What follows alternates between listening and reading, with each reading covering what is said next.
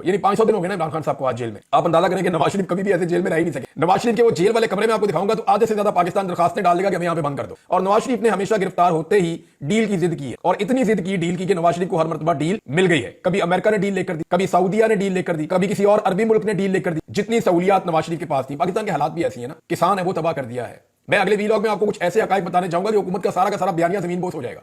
मैं आपको बताऊंगा कि इन्होंने मीशत को कैसे तबाह किया और आदादो शुमार के साथ बताऊंगा। और ये आदादो शुमार और बयानात उन लोगों के हैं जो इस हुकूमत के साथ जुड़े हुए लोग। इमरान खान साहब वहीं खड़े हैं जहां वो पहले दिन से खड़े थे। यानी उन्होंने अगर कहा था कि एब्सोल्युटली नॉट, तो ये वो वाहिद आदमी है जो अभी भी अपने मौके के ऊपर खड़ा है। वरना लोग अपना मौके बदल लेते हैं, गिरफ्तार होने के बाद लोग अपना मौके बदल लेते हैं। पिछले दिनों किसी ने कहा कि नवाज शरीफ भी बहुत जिद्दी है और इमरान खान भी बहुत जिद्दी। तो बिल्कुल ये बात ठीक है कि इमरान खान अपने उसूल के ऊपर खड़ा रहने के लिए जिद कर रहा है कि मैं अपना उसूल नहीं तोड़ूंगा, अपने मौके से पीछे नहीं हटूंगा। और नवाज शरीफ ने हमेशा गिरफ्तार होते ही डील की जिद की है, और इतनी जिद की डील की कि नवाज शरीफ को हर मरतबा डील मिल गई है। कभी अमेरिका ने डील लेकर दी, कभी सऊदिया ने डील लेकर दी, कभी किसी और अरबी मुल्क ने डील लेकर दी, कभी पाकिस्तान के अंदर एस्टेब्लिशमेंट में मौजूद लोगों ने डील लेकर दी। लेकिन इमरान खान साहब जो है वो डट गए हैं, वो इस तरह की डील लेने के हक में नहीं है। जबकि दूसरी जानिब नवाज शरीफ साहब जो हैं वो हमेशा डील लेने में कामयाब हुए हैं। इमरान खान साहब ने एक और बात की, जरा आसानी से आपको समझ आ जाएगा। फवाद चौधरी साहब कहते हैं कि इमरान खान साहब से मुलाकात हुई आज 9 मई के एक और जाली मुकदमे में अडियाला जेल हाजिर हुए। इमरान खान से दूसरी मुलाकात हुई। शाह महमूद कुरैशी से भी एक तवील अरसे बाद मुलाकात हुई। इमरान खान, शाह महमूद कुरैशी और मैं तवील अरसे बाद सियासी मुशावरत कर सके। इमरान खान और शाह महमूद के जवान हौसलों से नया बलबला मिलता है। इमरान खान का पैगाम एक ही है कि 500 छोड़ 500 साल जो है वो जेल में रखो। यानी 500 दिन हो गए ना इमरान खान साहब को आज जेल में। आप अंदाजा करें कि नवाज शरीफ कभी भी ऐसे जेल में रह ही नहीं सके। नवाज शरीफ के वो जेल वाले कमरे में आपको दिखाऊंगा तो आधे से ज्यादा पाकिस्तान दरखास्तें डाल देगा कि हमें यहाँ पे बंद कर दो। जितनी सहूलियात नवाज शरीफ के पास थी। पाकिस्तान के हालात भी ऐसी है ना, गुर्बत है, बेरोजगारी है, लोग खुदकुशियां कर रहे हैं, किसान है वो तबाह कर दिया है। मैं अगले वीलॉग में आपको कुछ ऐसे हकायक बताने जाऊंगा कि हुकूमत का सारा बयानिया जमीन बोस हो जाएगा। मैं आपको बताऊंगा कि इन्होंने मीशत को कैसे तबाह किया और आदादो शुमार के साथ बताऊंगा। और ये आदादो शुमार और बयानात उन लोगों के हैं जो इस हुकूमत के साथ जुड़े हुए लोग हैं। और साबित करूंगा आपको कि किस तरह इमरान खान साहब के दौरे हुकूमत में चलती हुई मईशत को सिर्फ एक रजीम चेंज ऑपरेशन की ख्वाहिश पूरी करने के लिए तबाह बर्बाद कर दिया। पाकिस्तान को कितना बड़ा नुकसान और डेंट डला है वो सारा कुछ मैं आपको अगले वीडियो में बताऊंगा। लेकिन पहले ये आप फवाद चौधरी साहब का स्टेटमेंट मुकम्मल सुन लें। उन्होंने कहा कि इमरान खान का पैगाम है कि 500 दिन छोड़ 500 साल जेल में रखो। मैं किसी डील करने के लिए तैयार नहीं हूं। हाँ, मुज़ाकरात करें, सियासी जमात है, सियासी जमातें गुफ्तगू पर यकीन रखती हैं। मुल्क में जारी बहरान के खात्मे के लिए बातचीत वाहिद रास्ता है। इमरान खान इंतकाम पर यकीन नहीं रखते, हुकूक पर यकीन रखते हैं। सियासी दर्जा हरारत में कमी मुल्क और कौम और सियासत के मफाद में है। अपोजिशन सियासी जमातों के ताउन से आगे बढ़े और मुल्क में नए इंतखाबात की तरफ जामे हल तलाश करना असल मकसद है। ये फवाद चौधरी साहब ने कहा। लेकिन एक बात जो शेख रशीद ने किया ना, देखिए उनका तजर्बा बहुत ज्यादा है और शेख रशीद साहब ख्वाहिशात भी बाद बयान करते हैं और ये बहुत हम सुनते रहे उनके मुंह से। लेकिन एक बात उन्होंने बिल्कुल ठीक की है कि हुकूमत और पाकिस्तान तहरीक इंसाफ के मुज़ाकरात कभी कामयाब नहीं होंगे। उसकी वजह यह है, देखे ना, मुज़ाकरात में इमरान खान क्या मांगेंगे? जाली केसों में इमरान खान को अंदर रखा हुआ है, तो हुकूमत पहले ही ऑफर करना चाहेगी कि जनाब आपके जो जाली मुकदमात हैं, सियासी मुकदमात हैं, उनमें हम रिहाई करवा देते हैं। हुकूमत के बाद देने के लिए यही होता है। और वो भी एस्टेब्लिशमेंट अगर चाहेगी तो उनको ख्वाजा आसिफ ने अपने मुंह से कह दिया, खुद एतराफ़े जुर्म कर लिया है कि इमरान खान साहब जब कहते थे कि हम एस्टेब्लिशमेंट के साथ बात करना चाहते हैं, इनके तो पल्ले ही कख नहीं है, तो अब ख्वाजा साहब ने खुद ही कह दिया कि हम तभी बात कर पाएंगे जब एस्टेब्लिशमेंट चाहेगी। तो ये एस्टेब्लिशमेंट की कठपुतलियां हैं, जब तक एस्टेब्लिशमेंट नहीं चाहेगी ये हुकूमत बात नहीं कर पाएगी। ये तो ख्वाजा साहब ने खुद एतराफ़े जुर्म कर दिया कि जनाब हम तो कठपुतली हैं। इनके लोग बार बार ये कहते भी रहते हैं कि हमारी जो हुकूमत नहीं है, हमारी औकात ही नहीं है। इमरान खान साहब ने बात जिनसे करनी है उन्हीं से करनी है। जब वो उनसे बात कर लेंगे तो हम भी चल पड़ेंगे। ये तो मामला क्लियर। लेकिन ये हुकूमत दे क्या सकती है? हुकूमत और एस्टेब्लिशमेंट इमरान खान साहब को जो फौरी तौर पर ऑफर कर सकती है वो यही है कि बेगुनाह लोग आप छोड़ देते हैं। लेकिन क्या 9 मई की जुडिशियल इंक्वायरी करवाएंगे? मुझे नहीं लगता वो करवा पाएंगे, क्योंकि उसमें बहुत सारे पर्दा नशीनों के नाम खुल जाएंगे और बहुत सारे बेगुनाह लोग जो साल 1.5 साल जेलों में रहे हैं उनको जवाब कौन देगा? उन्होंने किस बात की सजा भुगती है?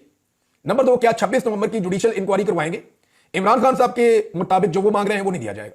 हाँ, गोगलों से मट्टी झाड़ने की कोशिश तो की जा सकती है, कोई ऐसे ही इधर उधर का खाना पूरी तो की जा सकती है, लेकिन प्रॉपर इंक्वायरी कभी नहीं करवाएंगे। क्योंकि पूरी दुनिया ने देखा है जो डी चौक के अंदर उस दिन कत्लेआम हुआ है, जैसे लोगों को दिन से लेकर रात गए तक मारा गया, जिस तरह रियल बुलेट चली। अभी अल जजीरा की एक फुटेज है जिसको पाकिस्तान तहरीक इंसाफ ने जारी किया अपने अकाउंट के ऊपर, जो उन्होंने लिखा और जो उन्होंने दिखाया वो मैं आपको बता देता हूं। ये है जी। और अल जजीरा ने अपनी रिपोर्ट में रेंजर्स को AK-47 से सीधी गोलियां चलाते दिखा दिया। अब बताओ गोली क्यों चलाई? अब जरा आप ये फुटेज अगर देखें गौर से तो इस फुटेज में 2 रेंजर्स वाले गोली चलाते हुए आपको नजर आ रहे हैं। एक रेंजर वाला जो है वो इस तरफ खड़ा है, कैमरे वाली साइड पे खड़ा है, और एक उसके अकब में दूसरी तरफ लंबे कद का रेंजर वाला खड़ा है, जो दोनों एक साथ फायरिंग कर रहे हैं। अब मैं गन स्कोपिंग को बहुत अच्छी तरह पहचानता हूं, तो मुझे आइडिया है कि जो उन्होंने लिखा उसकी क्या हकीकत है। जो इधर वाला रेंजर वाला है उसके हाथ में रिपीटर शॉटगन है। रिपीटर शॉटगन कहते हैं पंप एक्शन। यानी इसमें 2 तरह की होती है। एक रिपीटर होती है जो ऑटो पे अपने आप को रिपीट करती है, और एक जो शॉटगन होती है पंप एक्शन, उसको आपको पंप करना पड़ता है। हर मरतबा जब आप एक गोली चलाते हैं तो आपको एक दफा और पंप करना पड़ता है, फिर गोली चलाते हैं फिर पंप करना पड़ता है, ऐसे होता है। लेकिन यहां पे अगर आप ये देखें कि जो उधर वाला रेंजर्स वाला है उसके हाथ में जो गन है वो ये पता नहीं अब फुटेज हम आपको दिखा पाएंगे या नहीं दिखा पाएंगे यूट्यूब पे, क्योंकि यहां पे कुछ रिस्ट्रिक्शंस भी हैं। लेकिन यहां जो यूट्यूब या फेसबुक पे कुछ रिस्ट्रिक्शन है जिसकी वजह से, लेकिन ये मैं आपको कंफर्म कर रहा हूं, अगर आप ये वीडियो देखें सोशल मीडिया पे वायरल है, ट्विटर के ऊपर और हर जगह पे, तो इसमें ये जो गोली चलाने वाला शख्स है उसके हाथ में AK-47 वाकई है, और ये पाकिस्तान तहरीक इंसाफ ने इसका जो है वो इसको क्लेम भी किया है और अल जजीरा ने इसको चलाया भी है। तो हुकूमत के और पीटीआई के मुज़ाकरात कैसे कामयाब हो सकते हैं? कैसे कामयाब हो सकते हैं? पीटीआई क्या मांगेगी उनसे? वो कहेंगे जी मैंडेट वापस करो। मैंडेट देते हैं तो चोर डिक्लेयर हो जाते हैं, हुकूमत भी खत्म हो जाती है और फंस भी जाएंगे बहुत बुरी तरह, सारा का सारा निजाम नंगा हो जाएगा, एक्सपोज हो जाएगा। तो ये मुज़ाकरात एस्टैब्लिशमेंट के साथ जब इमरान खान साहब कहते हैं तो ठीक कहते हैं। उसकी वजह क्या? देखें, एस्टैब्लिशमेंट के पास कम से कम ये पावर मौजूद है कि वो कहे ठीक है जो हो गया सो हो गया, नए इलेक्शन करवा देते हैं। वो ये तो नहीं चाहेंगे कि जितना गंद मारा गया इस मुल्क में वो उठा के एस्टैब्लिशमेंट के और मौजूदा हुकूमत के इनके कंधों पे रख दिया जाए और इनको जलील और रुसवा किया जाए सारी दुनिया के अंदर, ये तो वो नहीं चाहेंगे। हाँ, लेकिन वो इतना जरूर कर सकेंगे कि ठीक है हम पाकिस्तान में फ्री एंड फेयर इलेक्शन की तरफ चले जाते हैं, आप हमें 6 महीने दे दें या 4 महीने दे दें या 5 महीने दे दें, आप निकल के अपनी पब्लिक कंपेन करें, उनको भी इजाजत देते हैं वो भी अपनी पब्लिक कंपेन करें, 6 महीने के बाद हम आपको तहरीरी वादा कर देते हैं या हम आपसे वादा गारंटी के साथ कर देते हैं कि पाकिस्तान में इलेक्शन हो जाएगा, तो फिर पाकिस्तान में इलेक्शन करवा दिए जाएंगे। ये तो वो वादा कर सकते हैं, लेकिन जो पिछले गुनाह उनके हैं, अगर देखिए उनके ऊपर अगर पर्दा उठाना होता तो आज तक हुकूमत रहमान कमीशन रिपोर्ट स्कूलों में, कॉलेजेस में और यूनिवर्सिटीज में पढ़ाई जा रही होती। 16 दिसंबर है ना आज के दिन पाकिस्तान को शिकस्त हुई थी और पाकिस्तान के हजारों फौजी जो हैं वो इंडियन कैप्टिविटी में चले गए थे। भारतीयों ने उनको गिरफ्तार कर लिया था, हमने हथियार फेंक दिए थे बदकिस्मती से, और हथियार हमने इसलिए नहीं फेंके थे कि हम लड़ने की कैपेसिटी या सलाहियत नहीं थी हमारे अंदर, हमारी बेशुमार गलतियां थी, जिनमें सबसे बड़ा मामला यह था कि पाकिस्तान की मिलिट्री एस्टैब्लिशमेंट ये नहीं चाहती थी कि पाकिस्तान की फौज और लड़े, और ये हथियार फेंकने का जो फैसला है मुख्तलिफ रिपोर्ट्स के मुताबिक वो यहां पाकिस्तान में किया गया था, मगरबी पाकिस्तान में किया गया था, और वहां फौजियों को हथियार फेंकने पड़े। अब वो वीडियोस इंडिया हर दफ्तर में अपने उन्होंने तस्वीरें लगाई हुई है, हर जगह वो वीडियोस चलाते हैं, पाकिस्तान को रुसवा करते हैं। लेकिन अगर देखें अपने माजी की गलतियों से सीखना होता या उन गलतियों के ऊपर शर्मिंदा होना होता तो हुकूमत रहमान कमीशन रिपोर्ट जो है वो पब्लिक हो चुकी होती, लेकिन वो पब्लिक आज तक नहीं हुई। एस्टैब्लिशमेंट ने आज तक जो कुछ भी किया उसको कभी भी निसाब का हिस्सा नहीं बनने दिया, तो वो ये नहीं चाहेंगे कि जो कुछ 2024 के इलेक्शन में उन्होंने किया वो निसाब का हिस्सा बन जाए, तो इसलिए उसके ऊपर मट्टी डाल के वो आगे बढ़ने की कोशिश करेंगे और एक नया इलेक्शन ही हो सकता है। पाकिस्तान तहरीक इंसाफ अब कर क्या रही है? पाकिस्तान तहरीक इंसाफ के 2 मिशन है, इसको आप गौर से समझ लें जो वो कर रहे हैं, और उसके मुकाबले में दूसरी तरफ से पीडीएम की जमातें या हुकूमत या उनका मीडिया क्या कर रहा है ये भी मैं आपको बता देता हूं। पाकिस्तान तहरीक इंसाफ का यह है कि हुकूमत के पीछे से एस्टैब्लिशमेंट की सपोर्ट निकल जाए, यानी ये जो हुकूमत है इस वक्त जो बैठी हुई है इसको मुकम्मल सपोर्ट है पाकिस्तान की मिलिट्री एस्टैब्लिशमेंट की। ये आलमी अखबारात में, मीडिया में हर जगह लिखा जाता है, मैं कोई अकेला नहीं कह रहा, सब कहते हैं कि, और ये सब जानते हैं, ये सारे के सारे जानते हैं, नैरेटिव एक है, बयानिया एक है, हर चीज एक है। पाकिस्तान का मईशत से लेकर दहशतगर्दी के मामला लेकर और पाकिस्तान के जितना भी अवामी स्ट्रक्चर सब कुछ तबाह करने के बावजूद पूरी सपोर्ट जो है इस हुकूमत को एस्टैब्लिशमेंट की है, वरना ये हुकूमत तो 5 मिनट नहीं चल सकती। तो हुकूमत को एस्टैब्लिशमेंट की सपोर्ट है। पाकिस्तान तहरीक इंसाफ का पहला मिशन है कि एस्टैब्लिशमेंट की सपोर्ट हुकूमत के पीछे से निकल जाए, लेकिन वो तो निकलेगी नहीं, क्योंकि इस वक्त मामला ऐसे हैं कि एस्टैब्लिशमेंट और हुकूमत दोनों इमरान खान को अपना दुश्मन समझते हैं और उन्हें लगता है कि इमरान खान आ गया तो हम दोनों के लिए मुश्किलात हो जाएंगी। अब एस्टैब्लिशमेंट की सपोर्ट हुकूमत के पीछे से कैसे निकले उसका पाकिस्तान तहरीक इंसाफ ने हल निकाला, और वो ऐसे निकाला है कि एस्टैब्लिशमेंट के पीछे से जो अमेरिकन सपोर्ट है वो निकाल दी जाए। यानी अभी तक जो कुछ भी एस्टैब्लिशमेंट कर रही है इसमें एस्टैब्लिशमेंट को पीछे से अमेरिकन सपोर्ट है। अगर अमेरिकन सपोर्ट एस्टैब्लिशमेंट के पीछे से निकल जाती है तो फिर एस्टैब्लिशमेंट की सपोर्ट हुकूमत के पीछे से फौरन निकल जाएगी। ये है जी पाकिस्तान तहरीक इंसाफ का सिंपल मिशन, और इसमें जो ओवरसीज पाकिस्तानी है वो बहुत ज्यादा काम कर रहे हैं। अमेरिका और बरतानिया की सपोर्ट एस्टैब्लिशमेंट के पीछे से रफ्तार रफ्तार निकलती चली जा रही है, और आने वाले हफ्ते में मैं आपको पहले बता चुका हूं कि 25 तारीख तक कुछ ऐसी डेवलपमेंट्स होंगी। एक ट्वीट का जिक्र किया जा रहा है, वो तो बहुत देर से क्लेम हो रहा है, एक ट्वीट आ सकता है, लेकिन बड़ी चीज यह है कि इस्लामाबाद में एक टेलीफोन कॉल आने वाली है और उस टेलीफोन कॉल के बड़े जबरदस्त असरात होंगे, मैं आपको फिर बता रहा हूं। और दूसरी जो चीज है कि 2 हांडियों के ऊपर से ढक्कन उठने वाले हैं 25 तारीख से पहले, एक बरतानिया में और एक अमेरिका में। और जब ये चीज आपके सामने आएगी तो कल से मुझे बहुत सारे लोग पर्सनली फोन करके मैसेज करके पूछ रहे हैं कि इमरान भी बताएं तो क्या चीज है, तो मैं उन्हें यही कह रहा हूं कि अभी नहीं, आप थोड़ा सा इंतजार करें, क्योंकि इसको जो ओवरसीज पाकिस्तानी है उन्होंने भी थोड़ा सा खुफिया रखा हुआ है और वो नहीं चाह रहे कि अभी चीजें बाहर आए। लिहाजा एक हांडी पकड़ी है अमेरिका में और एक पकड़ी है बरतानिया में। इन दोनों हांडियों के ऊपर से ढक्कन 25 तारीख से पहले उठने का ज्यादा इम्कान है, और उसके बाद जब क्रिसमस की छुट्टियां खत्म होंगी तो आप जायका चखेंगे, आपको पता चलेगा कि मजा आया या नहीं आया, आपको सारी समझ आ जाएगी। बहरहाल अमेरिकन सपोर्ट एस्टैब्लिशमेंट के पीछे से निकल गई तो एस्टैब्लिशमेंट हुकूमत के पीछे से निकल गई और फिर हुकूमत निकल गई। हुकूमत फिर टिक नहीं सकती, फिर हवाई अड्डे होंगे, वहां से खसूसी परवाजें होंगी, और कोई लंदन जाएगा, कोई जो है वो जाएगा अमेरिका जाएगा, कोई कहीं भागेगा, कोई कहीं भागेगा, ये रुक नहीं पाएंगे। आज एस्टैब्लिशमेंट अपनी सपोर्ट बंद कर दे और अपनी सपोर्ट विदड्रॉ कर ले, ये अवाम इन हुक्मरानों को 5 मिनट के लिए इस इक़्तिदार के अंदर नहीं रहने देंगे जितना लोगों को गुस्सा है।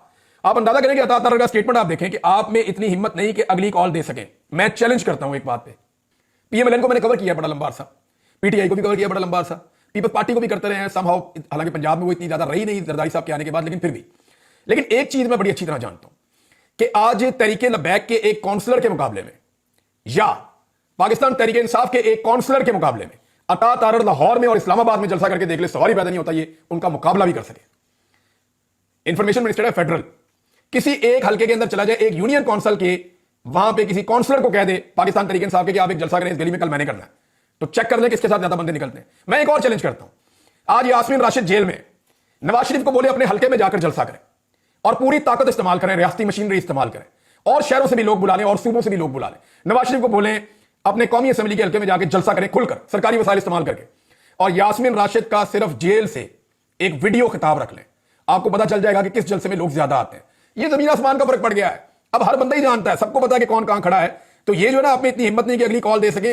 अगली कॉल सिर्फ इमरान खान ने ये दी थी कि दुआ करें, तो उसके ऊपर जलसे जैसा माहौल बन गया था। पेशावर में बहुत बड़ा प्रोग्राम हुआ है, दुनिया के कई मुल्कों में बहुत बड़े बड़े प्रोग्राम हुए हैं। अब आ जाए नाज़रीन उन सवालात की तरफ जो उठाए गए और उनके जवाब नहीं आए। आज भी एक सवाल है जो पाकिस्तानी बार बार पूछते हैं 16 दिसंबर के दिन तक कि गोली क्यों चलाई, गोली क्यों चलाई, इसका जवाब नहीं आ रहा। गोली क्यों चलाई ये सवाल बार बार पूछा जा रहा है, हर बच्चा, हर बड़ा, हर खातून ये पूछ रही है कि गोली क्यों चलाई। पाकिस्तान के अंदर लोग पूछ रहे हैं, पाकिस्तान के बाहर लोग पूछ रहे हैं गोली क्यों चलाई। हर शख्स ये पूछ रहा है गोली क्यों चलाई। अगर कोई नहीं पूछ रहा तो पाकिस्तान की अदालतें नहीं पूछ रही। जिनको बुनियादी तौर पर इस सवाल को सबसे पहले उठाना चाहिए था, सो मोटो लेकर उठाना चाहिए था कि फेडरल कैपिटल के अंदर गोली क्यों चलाई, वो चुप बैठे हुए। जिन्हें पूछना था वो नहीं पूछ रहे, जज नहीं पूछ रहे, अदलिया नहीं पूछ रही गोली क्यों चलाई, बाकी सारी दुनिया पूछ रही है। गैर मुल्की पूछ रहे हैं, ओवरसीज पूछ रहे हैं, पाकिस्तानी पूछ रहे हैं, बच्चे बच्चे की जबान के ऊपर है गोली क्यों चलाई। लेकिन जिन्होंने पूछना है वो नहीं पूछ रहे। जब वो पूछेंगे तभी जवाब आएगा ना, वो नहीं पूछ रहे। दूसरा यह है कि आर्मी पब्लिक स्कूल का सान्या हुआ, आज तक हमारे सामने हकायक नहीं आए। मरियम नवाज का एक ट्वीट है बड़ा इंपॉर्टेंट, उसमें भी उन्होंने सवाल उठाए थे, लेकिन आज तक जवाब नहीं आया। एक और सवाल है कि एहसानुल्लाह एहसान कैसे इतने आराम से चले गए, इस सवाल का जवाब आज तक नहीं मिला। कोई इंक्वायरी, कोई तहकीकात, कोई रिस्पॉन्सिबिलिटी कहां फिक्स करेंगे। एहसानुल्लाह एहसान जिनके ऊपर आर्मी पब्लिक स्कूल के बच्चों को कत्ल करने का इल्जाम है, वो इतने आराम से कैसे चला गया, इसका जवाब भी नहीं आया। फिर हुकूमत रहमान कमीशन रिपोर्ट कहां पे है आज के दिन की मुनासबत से, इसका जवाब भी नहीं है। और जो उसके ऊपर बात करता है उसको पकड़ के अंदर कर देते हैं। एस्टैब्लिशमेंट को इस बात पे गौर करना चाहिए कि जो भी सियासी जमात अपोजिशन में जाती है ना, वो हुकूमत रहमान कमीशन की बात करती है, चाहे नवाज शरीफ है, चाहे जरदारी है, चाहे फजलुर रहमान है, चाहे एएनपी है, चाहे पीटीआई है, चाहे कोई जमात है, कोई जमात भी है, वो हुकूमत रहमान कमीशन पे बार बार बात करते हैं। जब भी कभी इक्तदार से निकलते हैं, इक्तदार में आते ही सारे इसको भूल जाते हैं।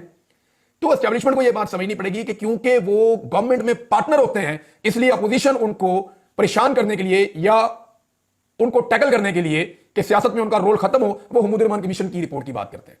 तो मेरा नहीं ख्याल कि एस्टैब्लिशमेंट के बाद इसके अलावा कोई और रास्ता है कि वो फ्यूचर में अपने आप को सियासत से अलग करें और पाकिस्तान के सियासतदानों को सियासत करने दें